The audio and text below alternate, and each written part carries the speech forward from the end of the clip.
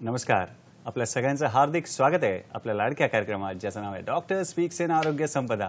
मी doctor Nikhil Harendra शासने आपल्या सगळ्यांचं हार्दिक स्वागत करतो। मित्रांनो, कार्यक्रमाचा शुभारंभ करूया श्री संत जनाबाईंच्या एका अभंगातल्या एका ओवीने। ओवी अशी आहे, वाचावी ज्ञानेश्वरी, वाचावी ज्ञानेश्वरी, डोळा पहावी पंढरी, डोळा पहावी पंढरी। बोला पंढरीनाथ महाराज की जय। बरोबर मित्रांनो, चातुर्मास चालू आहे, श्रावण महिना चालू आहे, हरिनामाचा महिना चालू आहे। आपण वेगवेगळी हरिकथा ऐकतो, पारायण करतो, श्री सत्यनारायणाची पूजा देखील करतो या पवित्र महिन्यामध्ये। आणि आपण बघितलं की अभंगामध्ये आपण वाचावा हा शब्द आला आणि डोळा हा शब्द आला। तर आपले जे जाणकार मित्र आहेत त्यांनी आजचा विषय ओळखलाच असेल। आजचा आपला विषय आहे लहान मुलांच्या डोळ्यांचे आजार आणि आरोग्य। बरोबर, लहान मुलांच्या डोळ्यांचे आजार आणि आरोग्य। आणि या विषयावर मार्गदर्शन करायला आपल्याकडे एक नाही तर दोन नेत्रशल्य चिकित्सक आलेले आहेत केएम रुग्णालय मुंबई येथून। तर स्वागत करूया डॉक्टर अविनाश इंगोले यांचं आणि डॉक्टर सायली महाजन यांचं। नमस्कार सर, नमस्कार मॅडम, आपलं स्वागत आहे कार्यक्रमात। नमस्कार। नमस्कार मित्रांनो, परिचय करून देतो डॉक्टरांशी तुमचा। प्रथम डॉक्टर अविनाश इंगोले यांच्यापासून सुरुवात करूया। डॉक्टर, आपण प्राध्यापक आणि विभाग प्रमुख आहात नेत्रशल्य चिकित्सा विभाग केएम रुग्णालय मुंबई येथे, म्हणजे सेठ जीएस वैद्यकीय महाविद्यालय परळ मुंबई येथे। शिक्षणाविषयी सांगायचं झालं तर आपण MS केलं आहे ऑप्थॅल्मॉलॉजीमध्ये आणि पुढे आपण क्लिनिकल फेलोशिप इन ऑक्युलोप्लास्टी केले आहे न्यूयॉर्क येथून। आपण FRCS म्हणजेच fellow of royal college of physicians and surgeon केले आहे ग्लासगो येथून। आणि आपल्या गाठीशी जवळजवळ 25 वर्षाचा अनुभव आहे। बृहन्मुंबई महानगरपालिकेची आपण सेवा केलेली आहे आणि 15 वर्ष जवळजवळ आपण पदव्युत्तर जे विद्यार्थी आहेत त्यांना शिक्षण देता, प्रशिक्षण देता। आणि आपण राष्ट्रीय आणि आंतरराष्ट्रीय पातळीवर 20 पेक्षा अधिक शोध निबंध देखील प्रकाशित केले आहेत। तर असे आपले पाहुणे डॉक्टर आहेत डॉक्टर अविनाश इंगोले आणि दुसरे आपले पाहुणे आहेत डॉक्टर सायली महाजन मॅडम। नमस्कार मॅडम, आमचा परिचय करून देतो। आपण सहाय्यक प्राध्यापक आहात नेत्रशल्य चिकित्सा विभाग केएम रुग्णालय मुंबई येथे, म्हणजे सेठ जीएस वैद्यकीय महाविद्यालय परळ मुंबई येथे। शिक्षणाविषयी सांगायचं झालं तर आपण DNB केला आहे ऑप्थॅल्मॉलॉजीमध्ये अरविंद नेत्र रुग्णालय पुदुच्चेरी येथून। पुढे आपण फेलोशिप इंटरनॅशनल काउन्सिल ऑफ ऑप्थॅल्मॉलॉजी म्हणजेच FICO UK ही पदवी आणि फेलोशिप इन पीडियाट्रिक ऑप्थॅल्मॉलॉजी ही पदवी देखील प्राप्त केली आहे। आपण काही काळ सायन रुग्णालय मुंबई येथे वरिष्ठ निवासी डॉक्टर म्हणजे सिनियर रेसिडेंट देखील म्हणून देखील आपण आपली सेवा दिलेली आहे। तर असे बहुगुणी आजचे आपले पाहुणे डॉक्टर आहेत। तर मित्रांनो, कार्यक्रमाचा श्री गणेश करूया आणि डॉक्टर सायली मॅडम तुमच्यापासून सुरुवात करतो। आम्हाला सांगा की लहान मुलांचे डोळे आणि मोठ्या माणसांचे डोळे याच्यामध्ये काही फरक असतो का, दोन्ही सारखे असतात, त्याविषयी आम्हाला सांगा। नक्कीच फरक असतो। बाळ जेव्हा जन्माला येतं तेव्हा त्याच्या डोळ्याची लांबी आणि डोळ्याचं पुढचं जे वर्तुळ असतं ते आणि अडल्टचं जे असतं ते अगदी वेगळं असतं, अजून फॉर्म झालेलं नसतं। जवळजवळ 2 ते 3 महिन्यापर्यंत बाळ आईला बघून मग नंतर 3 महिन्यापासून स्थिरीकरण म्हणजे फिक्सेशन हे चालू होतं। म्हणजे आईला बघून स्माईल देणं किंवा मोठी खेळणी दिल्यावर खुश होणं हे सगळं 3 महिन्यापासून चालू होतं आणि जवळजवळ 7 ते 8 वर्षापर्यंत हे कंप्लीट होतं। म्हणजे डोळ्याची लांबी वाढणे, वर्तुळाकार अडल्ट साईज होणे, डोळ्याचा आणि मेंदूचं जे वायरिंग असतं त्याचं पक्क होणे हे 8 वर्ष 9 वर्षापर्यंत चालू राहतं। मग जे उपजत व्यंग असतात किंवा लहानपणापासून चष्मा किंवा लहानपणापासून जे डिझिजेस असतात ते जर आपण ह्या काळात उपचार केले तर मग ते वायरिंग पक्क होऊन नजर अखंडित स्थिर राहण्याची जास्त चान्सेस असतात. तर म्हणून 8 ते 9 वर्षापर्यंत उपजत व्यंग, चष्मा किंवा ऑपरेशन केल्याने पुढे बाळाचं आणि मुलाचं जे नजर असतं ते पक्क आणि छान राहतं. फारच छान. डॉक्टर सायली यांनी आपल्याला छान माहिती दिली आहे. आता वळूया डॉक्टर अविनाश यांच्याकडे. तर डॉक्टर अविनाश, या प्रश्नामध्ये सुद्धा थोडी उत्तरामध्ये तुम्हाला भर टाकायची असेल तर टाकू शकता.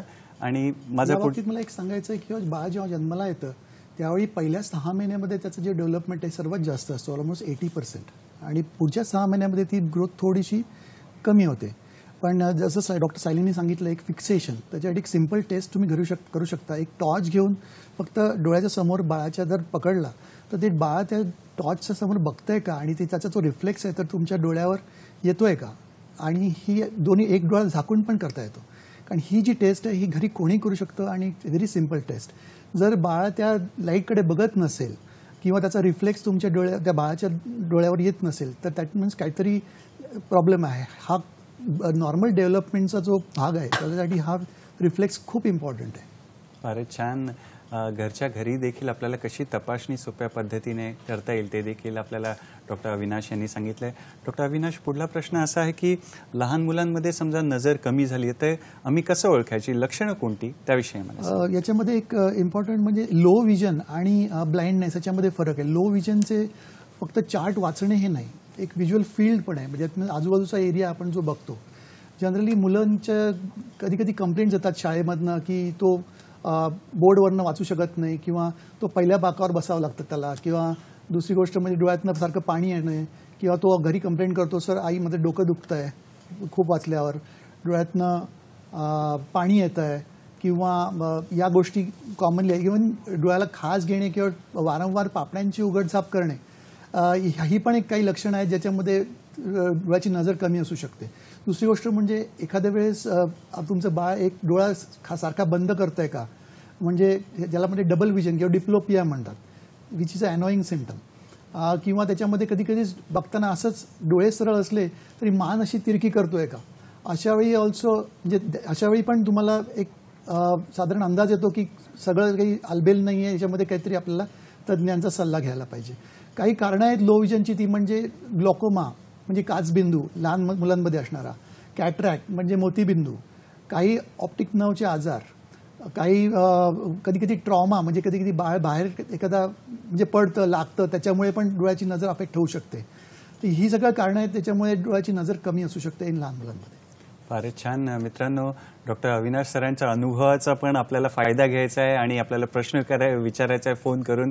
डॉक्टर सायली, तुमच्याकडे वळतो. सरांनी जसं सांगितलं तसं शाळेमध्ये फळ्यावर काय लिहिलं ते दिसत नाही, तर चष्मा लागण्याची कारणं काय आहेत, किंवा म्हणजे चष्मा लागणं म्हणजे नक्की काय, ते आमच्या मित्रांना सांगा. आपल्या डोळ्याचा पाठीमागे एक पडदा असतो ज्याला रेटिना म्हणतात. तर आपण जे बघतो त्याची एक प्रतिमा त्या रेटिनावर तयार होते, तेव्हा आपल्याला ठळक किंवा क्लिअर दिसतं. जर ती प्रतिमा रेटिनावर नाही पडली तर मग धुरकट दिसायला लागतं. तर अपवर्तक त्रुटी म्हणजे रिफ्रॅक्टिव्ह एरर म्हणजेच काय की जी ती प्रतिमा आहे ती रेटिनावर न पडता त्याच्या पुढे किंवा पाठीमागे पडते. तर मायोपिया म्हणजे लघुदृष्टी किंवा शॉर्ट साइटेडनेस म्हणजे ती प्रतिमा त्या पडद्याच्या समोर पडली आहे, किंवा हायपरमेट्रोपिया म्हणजे दूरदृष्टी म्हणजे ती प्रतिमा त्या पडद्याच्या पाठीमागे पडली आहे. अजून एक असतं त्याला आपण एस्टिग्मॅटिझम म्हणतो, म्हणजे दृष्टी वैषम्य म्हणजे एकाच अक्षामध्ये ते रिफ्रॅक्टिव्ह एरर आहे. तर चष्मा काय करतं, ही जी प्रतिमा पडद्यावर न पडता मागे पुढे पडलेली असते ही ती प्रतिमावर पाडतात आणि करेक्ट किंवा क्लिअर दिसू लागतं, म्हणून चष्मा लावावा लागतो.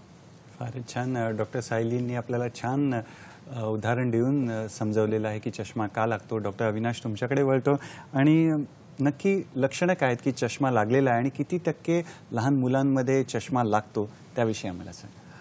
आजकाल ॲक्च्युली हे TV मोबाईल डिजिटल वर्ल्डचं युग आहे बेसिकली. त्याच्यामध्ये काय होतं की बऱ्याचदा कॉन्स्टंट यूज म्हणजे रिपीटेडली तुम्ही जेव्हा एखादा मोबाईल किंवा फोन किंवा त्याच्या डोळ्यावर स्ट्रेन येतं आणि असं प्रूव्ह झालेलं आहे की तुमचा मायोपिया ही जी आहे इट माइट इन्क्रीज इन म्हणजे तुम्ही जर चष्माचा लागायचा असेल तर अदरवाईज ऑल्सो जेव्हा चष्मा लागायची जी लक्षणं जी आहेत ती म्हणजे तुम्हाला सतत काम म्हणजे जेव्हा वाचता तुम्ही तेव्हा तुम्हाला पाणी येणे, डोळे लाल होणे, डोके दुखणं किंवा तिरकं करून वाचणं किंवा सारखं झोपावंसं वाटणं, संध्याकाळी तुमचे डोळे थकणे आणि या ज्या गोष्टी आहेत त्याच्यामुळे म्हणजे ह्या ज्या गोष्टी आहेत त्याच्यामुळे तुम्हाला वाटतं की काहीतरी रॉंग आहे त्याच्यामुळे तुम्ही ते डॉक्टरकडून जाऊन तपासायला पाहिजे. तर ही जी लक्षणं आहेत ही कॉमनली जनरली दिसतात आणि अपार्ट फ्रॉम दिस शाळेतनं पण काही अशा कंप्लेंट्स येऊ शकतात टीचर्सकडनं की त्याला पुढच्या बाकावर बसावं लागतं, मागच्या बाकावर बसायचं नाही, एखादी पापणी पण खाली असणे किंवा पापणी फडफड होणे ही सगळी लक्षणं आहेत. त्याच्यामुळे असं म्हणजे त्याच्यामध्ये डोळ्याचा काहीतरी चष्मा असू शकतो असं एक निदान केलं आहे. अरे छान. डॉक्टर अविनाश आपल्याला जागरूक करतायत, प्रबोधन करतायत डोळ्याच्या आरोग्याविषयी आणि वेगवेगळी आपण छान माहिती करून घेतोय. तर डॉक्टर सायली तुमच्याकडे वळतो की आणि चष्मा लागण्याची कारणं काय आहेत ती आम्हाला सांगा. तर मगाशी जसं मी बोलले की रिफ्रॅक्टिव्ह एरर किंवा अपवर्तक त्रुटी ज्या असतात त्याच्यासाठी चष्मा लागू शकतो. दुसरं म्हणजे उपजत व्यंग म्हणजे जसं मगाशी सर बोलले की कॉन्जेनायटल कॅटरॅक्ट म्हणजे जन्मापासून लहान मुलांना पण मोतीबिंदू असू शकतो. त्याची कारणे पण असतात की प्रेग्नन्सीमध्ये सपोज इन्फेक्शन झालं किंवा बाकी काही शरीरामध्ये काही व्यंग असतील त्याच्यामुळे पण मोतीबिंदू होऊ शकतो. आणि जसं मी मगाशी बोलले की ह्याचा उपचार जर आपण 1 वर्षाच्या आत म्हणजे त्या लहान बाळाचं जर आपण सर्जरी केली आणि मोतीबिंदू काढला तर मग त्याचं नजर स्थिर राहण्याचे चान्सेस भरपूर वाढतात. पण अशा वेळेला जेव्हा आपण ऑपरेशन करतो, जेव्हा मोतीबिंदू काढतो तर मग बाळाला आपल्याला चष्मा द्यावा लागतो त्याला क्लिअर दिसण्यासाठी. तर हे एक कारण आहे. दुसरं कारण म्हणजे स्क्विंट किंवा तिरळेपणा जो असतो त्याचा पण उपचार चष्म्याने करू शकतो आपण. तिसरं म्हणजे आपण बघितलं तर ॲलर्जिक कंजंक्टिव्हायटिस म्हणजे जेव्हा आपली बॉडी जी आहे जी जरा जास्त रिॲक्शन देते एखाद्या गोष्टीवर तेव्हा डोळे चोळतात लहान मुलं, तर त्याच्यामध्ये पण चष्मा लागू शकतो. फारच छान डॉक्टर सायली. डॉक्टर अविनाश तुमच्याकडे वळतो आणि बऱ्याच समजी आणि गैरसमजी जे आहेत त्या समाजामध्ये बघतो आपण की आईबाबांना चष्मा असेल तर मुलाला चष्मा लागू शकतो का, किंवा लग्नाच्या वेळेला स्पेशली आपण पाहतो की समाजामध्ये ह्या सगळ्या गोष्टी बघितल्या जातात. तर त्याविषयी थोडं आम्हाला प्रबोधन करा, त्याविषयी मार्गदर्शन करा. मुलांना साधारण पारंपरिक तरी म्हणजे आंशिकतेने पण चष्मा लागतो. कधी कधी एका पालकाला चष्मा असेल त्यावेळी लहान मुलाला चष्मा लागू शकतो. जर दोन्ही पालकांना चष्मा असेल तर तरीही तो लागू शकतो आणि दोन्ही पालकांना चष्मा नसेल तरीही तो लहान मुलांमध्ये चष्मा येऊ शकतो. म्हणजे याचं कारण असं आहे की हे जे आपण कोरिलेशन केलेलं आहे की चष्मा आईवडिलांना आहे म्हणून मुलाला लागेलच किंवा नाही, हे त्याच्या इंडिव्हिज्युअल डेव्हलपमेंटवर पण आधारित आहे. त्याच्यामुळे असं डायरेक्ट कोरिलेशन नाही आहे, पण आनुवंशिकता हा एक भाग झाला आणि तो चष्मा लागण्यामध्ये कारणीभूत आहे. डॉक्टर सायली तुमच्याकडे वळतो आणि आम्हाला सांगा की आजचं जे डिजिटल युग चालू आहे, आपण बघतो लहान मुलं पण जेवताना मोबाईल वगैरे वापरतात. तर लहान मुलांनी आणि त्यांचे पालक पण मोबाईल स्पर्धा असल्यासारखे बघत असतात. तर काय काळजी घ्यावी आम्ही की आमचे डोळे चांगले राहतील, आरोग्य चांगलं राहील? अगदी बरोबर. आजकाल आपण जे मुलं बघतो तर पालकांचं हेच पहिली कंप्लेंट हीच असते, हा मोबाईल जास्त बघतो. पण ॲक्च्युली काय झालं आहे, कोविडमुळे सगळं शिक्षण हे ऑनलाईन झालेलं आहे. तर त्याच्यासाठी आपण काही करू शकत नाही. मला पालक येऊन सांगतात की फुल स्कूल पण म्हणजे सकाळ ते जवळजवळ दुपार ते ऑनलाईन स्कूल करतात, दुपारी ऑनलाईन क्लासेस असतात, मग त्यांची स्टडीज असते, तर त्यांना बाकी काही करण्याचा वेळच नसतो. तर ह्याला आपण फ्युचर हे डिजिटल आहे तर आपण काही करू शकणार नाही. तर त्यातल्या त्यात आपण काय ॲडजस्टमेंट करू शकतो की जेव्हा मुलं हे लॅपटॉप किंवा मोबाईलवर स्टडीज करतात तेव्हा दर 20 मिनिटाने एक 20 सेकंदाचा का होईना ब्रेक घ्यायचा, त्याच्यामध्ये 20 फूट लांब बघायचं किंवा डोळे तरी बंद ठेवायचे. ह्याच्याने डोळ्याचे जे मसल्स असतात त्यांना आराम मिळतो आणि जे अस्थेनोपिया आपण म्हणतो म्हणजे डोळे दुखणे, डोकं दुखणं हे पण कमी होतं.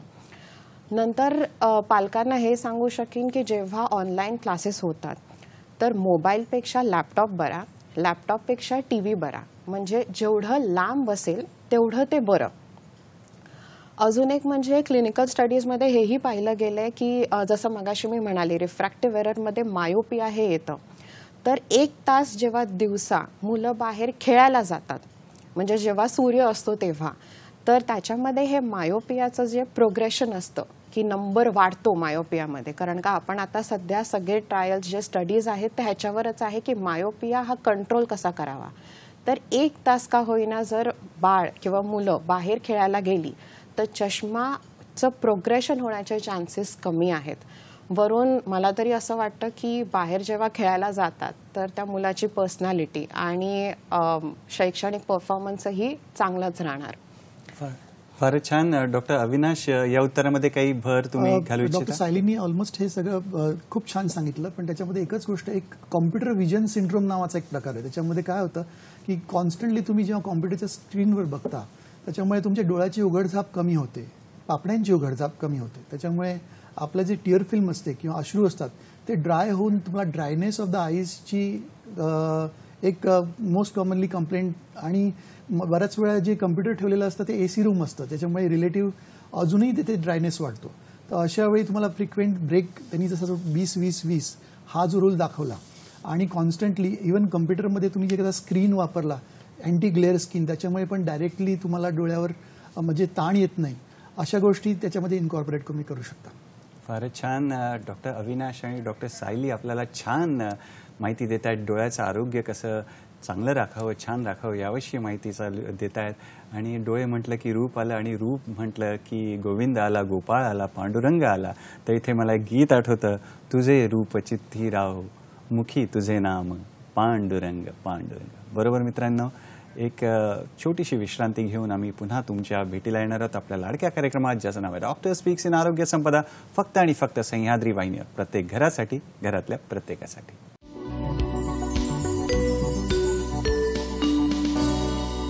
विश्रांतीनंतर पुन्हा एकदा आपलं स्वागत आहे आपल्या लाडक्या कार्यक्रमात, ज्याचं नाव आहे डॉक्टर स्पीक्स इन आरोग्य संपदा. आणि मित्रांनो, आज आपला विषय चालू आहे, आपली चर्चा चालू आहे डोळ्यांच्या आरोग्याविषयी, डोळ्यांचे, लहान मुलांचे जे डोळ्याचे आजार आहेत त्यांच्याविषयी चालू आहे. आणि आज आपल्याला मार्गदर्शन करायला डॉक्टर अविनाश आणि डॉक्टर सायली आलेले आहेत KM रुग्णालय मुंबई येथून. तर सुरुवात करूया डॉक्टर अविनाश यांच्याकडून. तर समजा डॉक्टर साहेब चष्मा नाही लावला तर काय होऊ शकतो, त्याचे परिणाम काय होतात ते आम्हाला प्लीज सांगा. डॉक्टर तुम्हाला जेव्हा चष्मा देतात ते त्याची आवश्यकता असेल तरच देतात, अदरवाईज चष्मा देत नाही. चष्मा न लावणार, काही लोकांना थोडंसं हे असतं की आपल्या मुलाला चष्मा कसा लावायचा किंवा ते दिसायला खराब दिसतं. पण काय होतं की चष्मा न लावल्यामुळे त्याचा जो बेसिक डिफेक्ट आहे किंवा त्याचा एक रिफ्रॅक्टिव्ह एरर आहे ते करेक्ट होत नाही. त्याला त्या एका वस्तूची प्रतिमा जी आहे ती डोळ्याच्या पडद्यावर बरोबर फॉर्मच होत नाही. त्याच्यामुळे तो कधी कधी काय असतं, एक डोळा अधू होतो, त्याला आपण इंग्लिशमध्ये लेझी आय म्हणतो, किंवा मग त्याचं सारखं डोकं दुखणं, त्याच्या परफॉर्मन्समध्ये पण प्रॉब्लेम येतो. जनरली डोळ्यामुळे आपण ऑलमोस्ट 80% इनपुट्स जे असतात ते घेतो सराउंडिंग वर्ल्डकडनं. त्याच्यामुळे त्याचं काय होतं की त्याला मग फळ्यावरचं दिसत नाही, त्याला जवळचं दिसत नाही, किंवा त्याचा जो प्रॉब्लेम असेल तो त्याप्रमाणे काय होतं, तो थोडासा प्रगती त्याची खुंटते. आणि दुसरी गोष्ट म्हणजे त्याला सतत काही ना काहीतरी जे ओरिजिनल सिम्पटम्स असतात, रेडनेस किंवा लाल होणे किंवा डोकं दुखणं, ते काही नष्ट होत नाहीत. पण चष्मा दिला तर तो लावला पाहिजे. आणि दुसरी गोष्ट म्हणजे चष्म्याचा नंबर वाढला, तो वाढलेला नंबर पण तुम्ही वापरायला पाहिजे. असं नका म्हणू की चष्मा न लावण्यामुळे, काही काही लोक फक्त खेळताना चष्मा काढून घेतात. तर चष्मा ही गोष्ट अशी आहे की जी सकाळी पहिल्यांदाच लावली पाहिजे आणि झोपताना शेवटची काढली पाहिजे. काही लोक मध्ये मध्ये चष्माच काढून टाकतात, तसं नाही आहे. ते चष्म्याचा वापर सतत केला पाहिजे आणि त्याच्यामुळेच डोळे चांगले आणि निरोगी राहू शकतात. फारच छान डॉक्टर अविनाश. तर सरांनी महत्त्वाची माहिती दिली आहे की आपली जी 5 ज्ञानेंद्रिय त्यातला जो डोळा आहे तो 80% ज्ञान आपल्याला देतो. म्हणजे देवाने उद्या म्हटलं की कुठलं एक इंद्रिय तू सिलेक्ट कर 5 पंचेंद्रियापैकी, तर डोळा आपल्याला सिलेक्ट करायचा आहे. 9वा प्रश्न जो आहे तो आपण सायली मॅडमना विचारूया की समजा चष्मा लागला तर काय उपाय, काय त्याच्यावर, किंवा काय करू शकतो चष्मा काढण्यासाठी. पहिली गोष्ट म्हणजे चष्मा लागला तर तर काही वाईट झालं असं नाही आहे. म्हणजे भरपूर पालक जे आमच्याकडे येतात त्यांना जेव्हा आम्ही पहिल्यांदा सांगतो की तुमच्या मुलाला चष्मा आहे, तर मला तरी वाटतं ही चांगली गोष्ट आहे की चष्मा लागून त्याला ठळक दिसतंय. अशा पण काही व्यंग आहेत जेव्हा चष्मा लावून सुद्धा त्यांना दिसणार नाहीये किंवा पुढे जाऊन ऑपरेशन लागू शकेल. तर चष्मा लावून जर लहान मुलाला नीट किंवा ठळक दिसत असेल तर प्लीज पालकांना मोटिवेट करते की त्यांना सतत चष्मा लावायला सांगा. आणि तुम्ही जसं विचारलं तर चष्मा काढण्याचे पण उपाय आहेत. जवळजवळ आपण म्हणू शकतो एक 15 ते 16 वर्षानंतर जेव्हा मुलं मुली जे आहेत ते तेवढे रिस्पॉन्सिबल बनतात की कॉन्टॅक्ट लेन्स ते वापरू शकतात. कारण का कॉन्टॅक्ट लेन्स वापरणं ही केअरलेस राहू शकत नाही. कॉन्टॅक्ट लेन्स काढणं, घालणं, त्याची जी केस असते ती साफ ठेवणं, कॉन्टॅक्ट लेन्स साफ ठेवणं, त्यांचं क्लेन्झिंग एजंट सतत बदलत राहणं, हे सगळं करायला तेवढी रिस्पॉन्सिबिलिटी, मॅच्युरिटी लागते. ही जवळजवळ 14 ते 15 वर्ष आपण सांगू शकतो मुलांना येते आणि तेव्हा कॉन्टॅक्ट लेन्स आपण वापरू शकतो. नंतर पुढे पाहायला गेलं तर 18 इयर्सच्या वर जी मुलं आहेत ज्यांचा जवळजवळ 6 महिने त्यांचा चष्म्याचा नंबर स्थिर असेल तर पुढे जाऊन आपण लेझर किंवा लासिक किंवा कॉन्टुरा हे मॉडर्न जे टेक्निक्स आलेले आहेत त्याने आपण चष्मा काढू शकतो. एकदम नंबर जास्त असेल, अगदी -13, -14 पण नंबर असतात कोणाकोणाचे, तरी घाबरायची गरज नाही. आपण लेन्स पण टाकून चष्मा काढू शकतो. पण हे केव्हा चांगलं ह्याचा रिझल्ट निघेल, जेव्हा लहानपणापासून चष्मा घालून, जसं मी मगाशी म्हणाले, ती प्रतिमा रेटिनावर पडली आणि रेटिना आणि ब्रेनचं जे कनेक्शन आहे ते जेव्हा पक्क झालं तरच ती नजर चांगली राहील पुढे जाऊन. नाहीतर जर लहानपणी चष्मा नाही लावला तर मग मोठेपणी ऑपरेशन किंवा काही करून ती नजर तेवढीच राहील. तर हेच मला सांगायचं आहे की लहानपणापासून जर चष्मा लावला तर प्लीज तो चष्मा लागला ही चांगली गोष्ट आहे, तेव्हापासून लावायला सुरुवात करा. मग मोठेपणे होऊन त्या चष्मा आपण नक्कीच काढू शकतो. फारच छान डॉक्टर सायली. डॉक्टर अविनाश, या उत्तरामध्ये भर थोडी. डॉक्टर सायलीनी चांगलं सांगितलं. तर मला वाटतं एक दोन गोष्टच सांगायची वाटतात की जेव्हा चष्मा दिला जातो बाय एनी ऑप्थॅल्मॉलॉजिस्ट किंवा नेत्रतज्ञांचे चष्मा जातो तो म्हणजे काही फायनल नंबर नाही. त्याच्यामुळे पिरियडिक आय चेकअप जोपर्यंत त्याचा नंबर स्थिर होत नाही, त्यांनी सांगितलं की 18 वर्षापर्यंत तो साधारण नंबर स्थिर होतो. कधी काही लोकांचा तो 18च्या पुढे पण जाऊ शकतो. पण समजा नंबर चेंज होत असेल तर तो नंबर नवीन घेतला पाहिजे. दुसरी गोष्ट म्हणजे पिरियडिकली लहान मुलांच्या चष्मे काढून त्याच्यावर स्क्रॅचेस आहेत का हे पालकांनी बघितलं पाहिजे. जर स्क्रॅचेस असेल तर ती वेळ आहे चष्मा बदलण्याची, किंवा स्क्रॅचेस असल्यामुळे ऑलरेडी त्याला कमी दिसतात आणि स्क्रॅच असलेल्या चष्म्यामधून त्याला दिसतच नाही.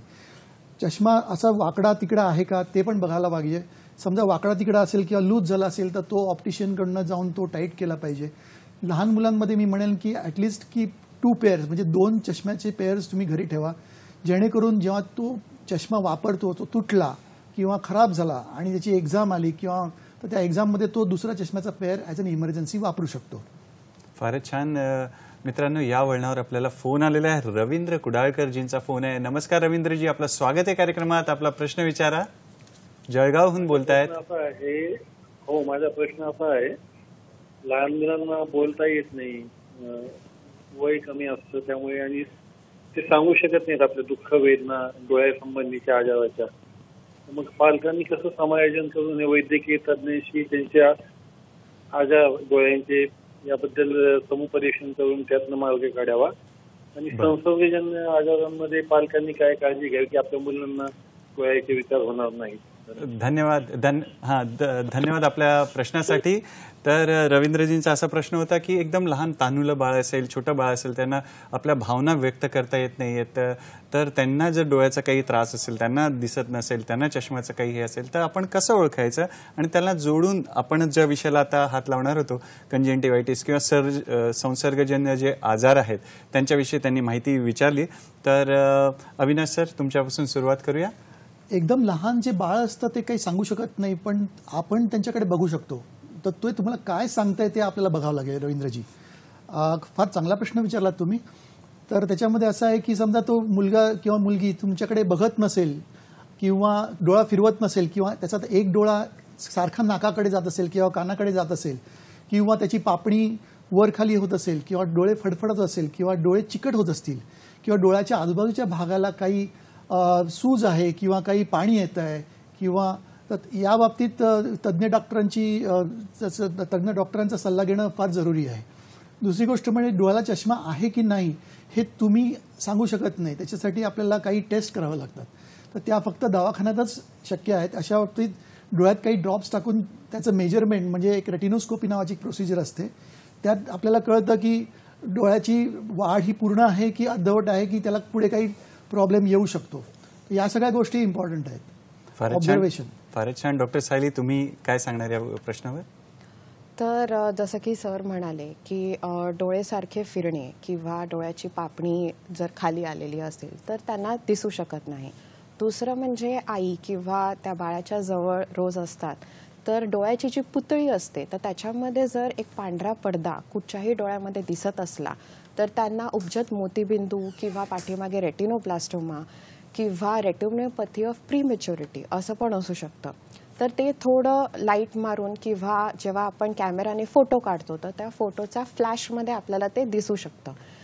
डोळा तिरळा असणे आणि डोळे सतत हलणे ज्याला आपण निस्टॅग्मस असं म्हणतो.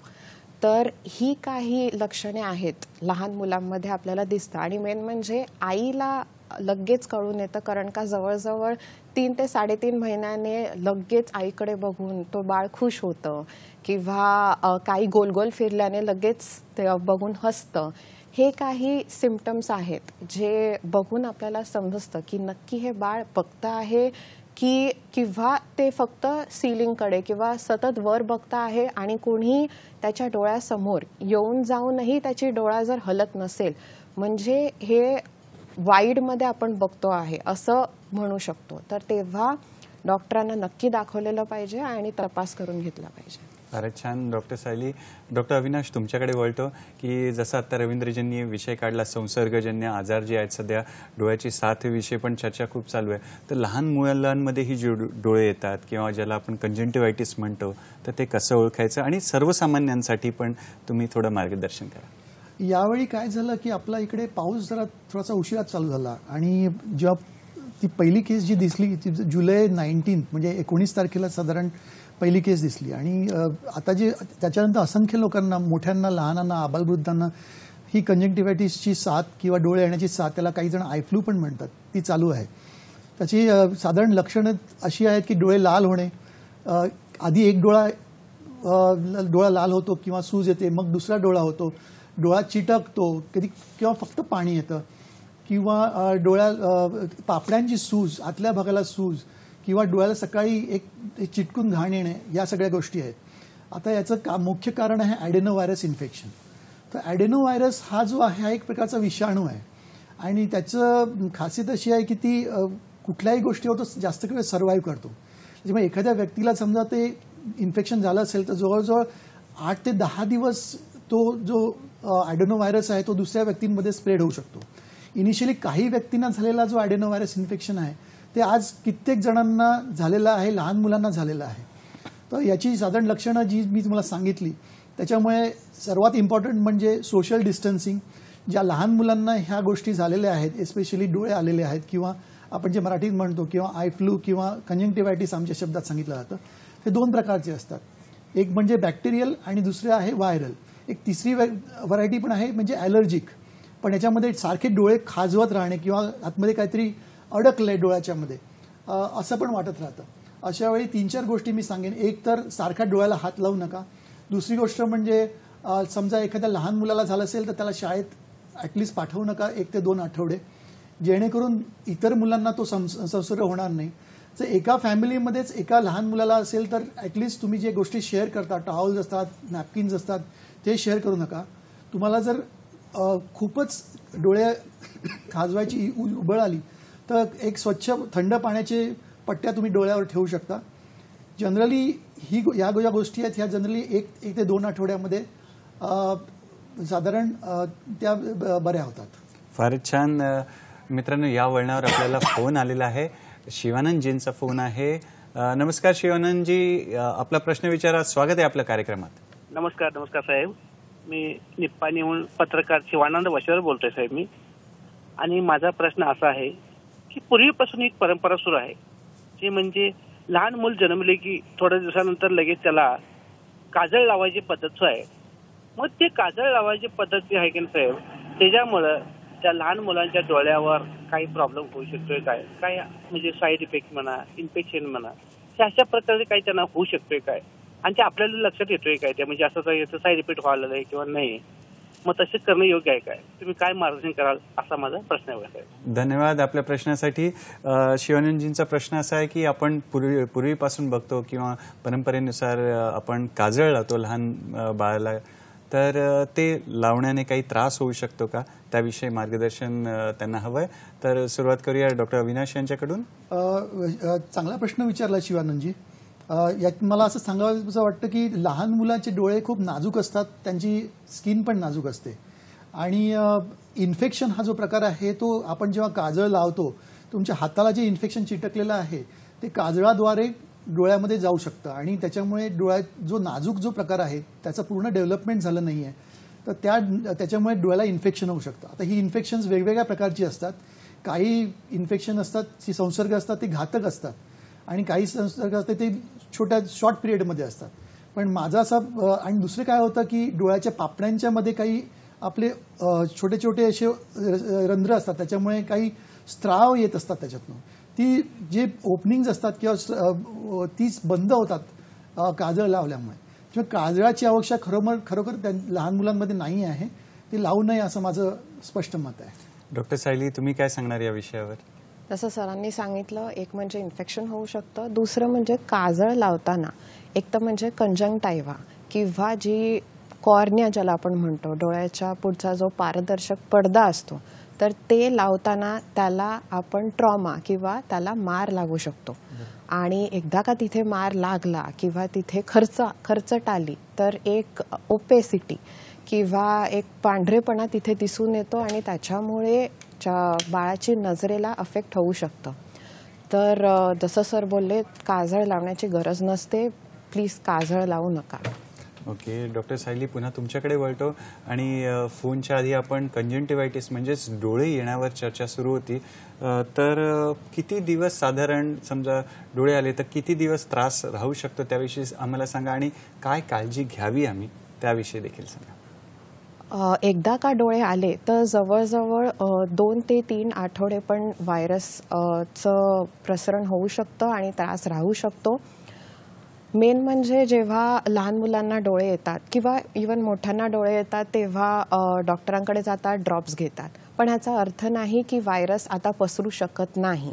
ड्रॉप्स घालणे हे तुम्हाला त्याचे जे सिम्पटम्स येतात की बाबा इरिटेशन होतंय किंवा डिस्चार्ज येतोय, द्रव येतोय, हे सगळं कमी करण्यासाठी आहे. तो व्हायरस अजूनही पसरू शकतो.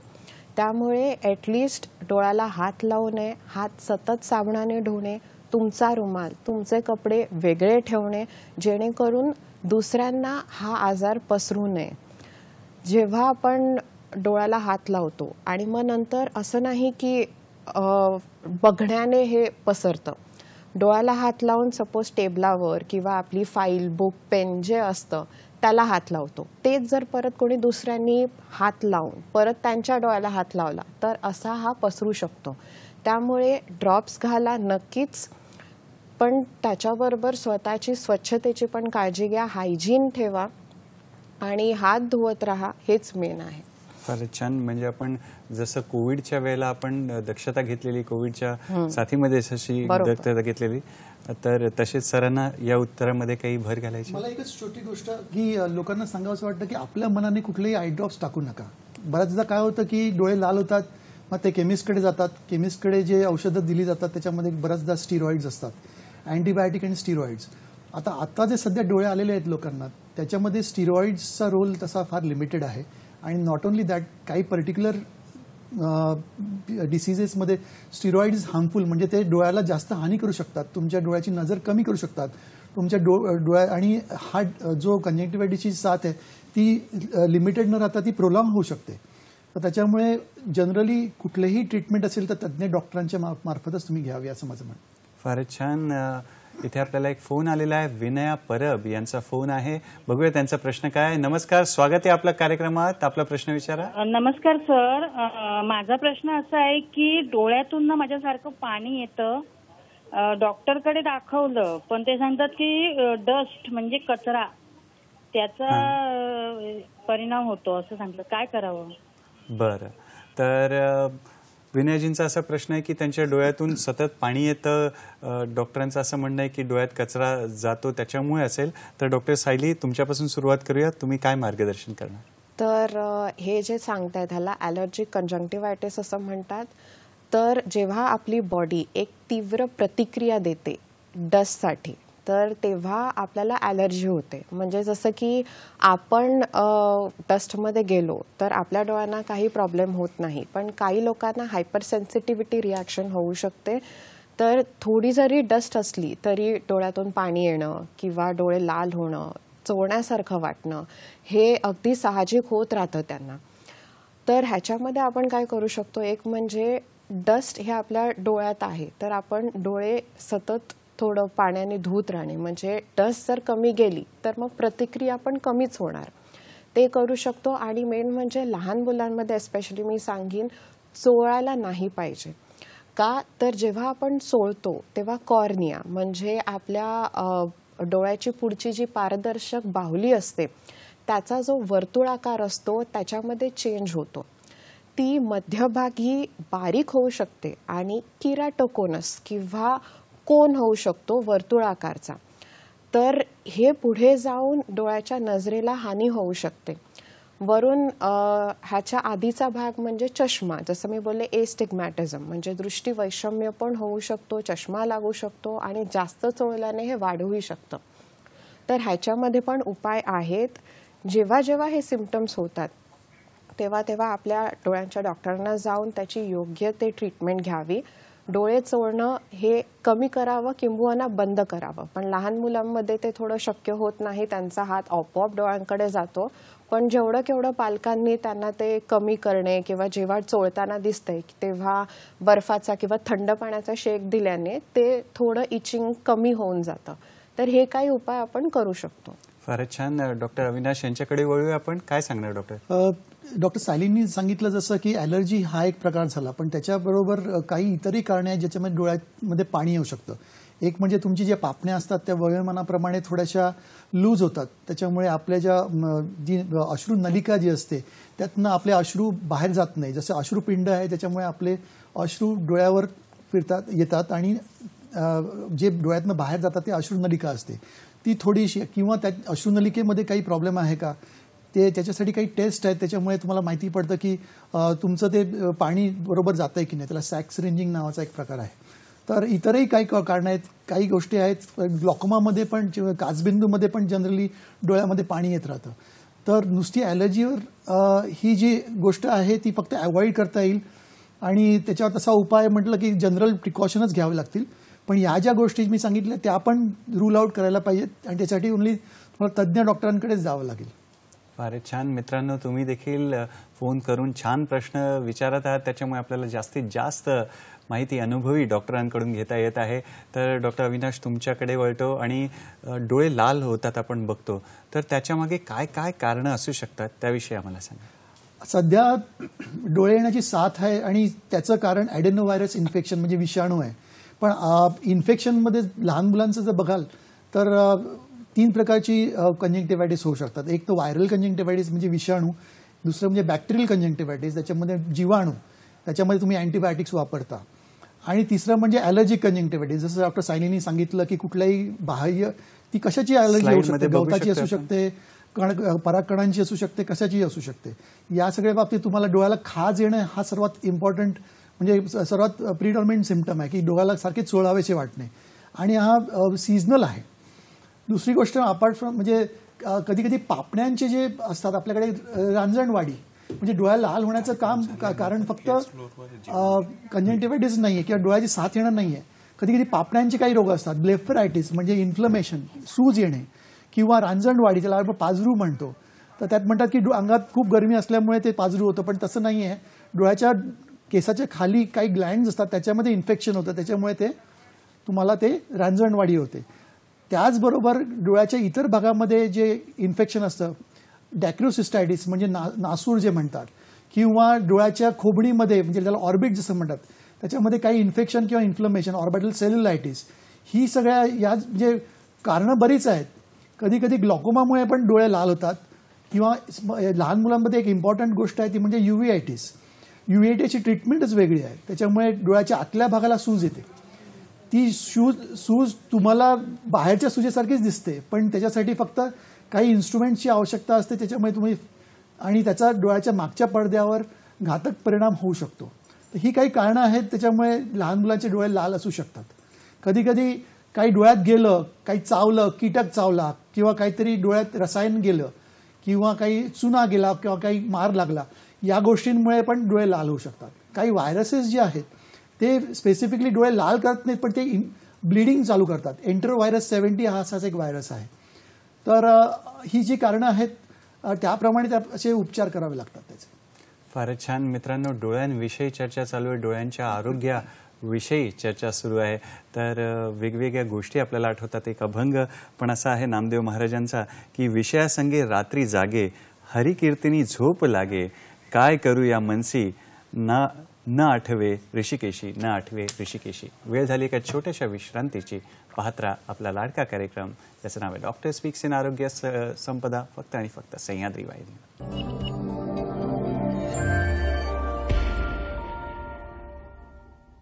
विश्रांतीनंतर पुन्हा एकदा स्वागत आहे. आजच्या आपल्या कार्यक्रमात चर्चा चालू आहे लहान मुलांच्या डोळ्यांच्या आजारांविषयी, आरोग्यांविषयी. आणि इथे आपल्याला एक फोन आलेला आहे आपल्याला मार्गदर्शन करायला. डॉक्टर अविनाश आणि डॉक्टर सायली आहेत. हां, नमस्कार पूनमजी, आपला प्रश्न विचारा. स्वागत आहे कार्यक्रमात. हां सर, माझी 5 वर्षाची मुलगी आहे. तिला तिरळेपणाचा प्रॉब्लेम आहे. म्हणजे जन्मताच नाहीये तिला. 3 वर्षापासून प्रॉब्लेम आहे तिला. म्हणजे असं कधी तर तिची नजर जायची, आणि मग नंतर 1 वर्षाने असं कंटिन्यू बघते आता ती. मग सर, ते नंतर तिला ऑपरेशनची गरज आहे की तिरळेपणा असं चष्म्यावर कमी होईल? फारच छान प्रश्न आहे पूनमजी. आता या पुढचं जी चर्चा आहे ते तिरळेपणावरच होणार आहे. तर सुरुवात करूया डॉक्टर अविनाश कडून. काय सांगणार या प्रश्नावर देखील, आणि आम्हाला तिरळेपणा म्हणजे नक्की काय याला जोडून मी एक प्रश्न विचारतो. फार प्रश्न चांगला विचारला पूनमजी. याच्यामध्ये मला सांगावंसं वाटतं की काही जे आता तुम्ही म्हणाल की तुमची मुलगी 5 वर्षाची आहे, बरोबर? बरोबर बरोबर. 5 वर्षाच्या मुलीमध्ये जे तिरळेपणा येतो त्याच्यामध्ये काही अंशी चष्म्याचाही भाग आहे. त्या चष्म्याने तो पण ठीक होऊ शकतो. आणि जर चष्म्यांनी, आणि दुसरी गोष्ट म्हणजे दोन्ही डोळ्यामध्ये तिची नजर किती आहे, विजन किती आहे तेही चेक करावं लागेल. जर एका डोळ्याची नजर जर कमी असेल तर ती वाढवण्यासाठी एक पॅचिंग नावाचा प्रकार वापरला जातो. ती दुसरी गोष्ट म्हणजे सर्जरीची आवश्यकता तेव्हाच पडते जेव्हा चष्म्यानी किंवा पॅचिंगनी किंवा एक्सरसाइजनी तुम्हाला तो तिरळेपणा सरळ करता येत नाही.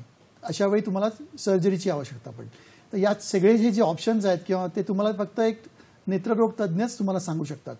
त्याच्यासाठी त्याचे मुलीला घेऊन तुम्हाला जावं लागेल आणि काही तपास करावे लागतील, तिचे विजन चेक करावं लागेल. तर ते आपण त्या प्रश्नाकडे वळूया की तिरळेपणा म्हणजे नक्की काय. तर काय होतं की आपल्या डोळ्यात आपले जसे 2 हात आहेत जे बरोबर काम करतात, तसे आपले दोन्ही डोळे पण एकत्र काम करतात. आणि डोळ्याच्या बाजूला एक स्नायू आहेत, ते 6 स्नायू आहेत, ते एकदम बॅलन्समध्ये काम करतात. म्हणजे सपोज आपण उजव्या बाजूला बघितलं तर ते दोन्ही डोळे एकत्रच फिरतात, डाव्या बाजूला बघितलं तर ते एकत्र फिरतात.